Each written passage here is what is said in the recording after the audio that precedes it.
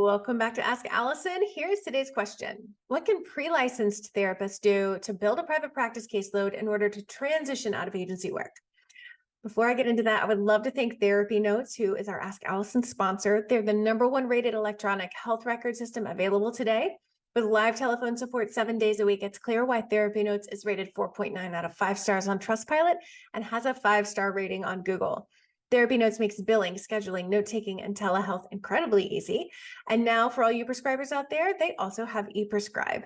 If you're coming from another EHR, Therapy Notes makes that transition incredibly easy, importing your demographic data free of charge so you can get going right away. Find out what more than 100,000 mental health professionals already know. Use promo code ABUNDANT at therapynotes.com for 2 free months. All right. Buckle up, let's go. So the very first thing I want you to do is to make sure that your state and your license allow you to be in private practice right now. This varies so wildly from state to state and license to license. Second, get clear on how many more supervision hours you need before licensure and supervised hours before licensure, and also the cutoff or required timeline for that. Some states and licenses are more relaxed about that timeline and others are not. Next, find a clinical supervisor to supervise you while you're in private practice and understand what your license says about that relationship.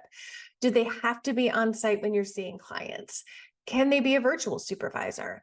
Do you need to meet with them every single week? What's the frequency that's required?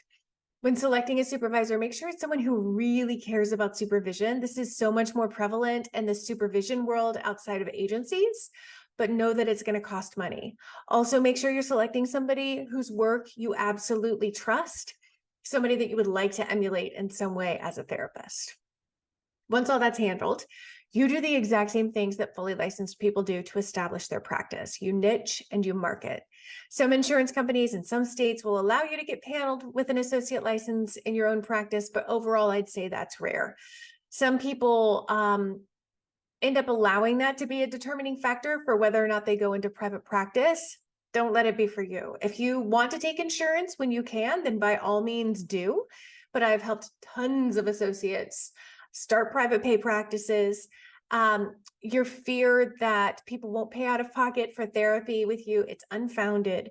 If you market well, you are the person your ideal clients choose.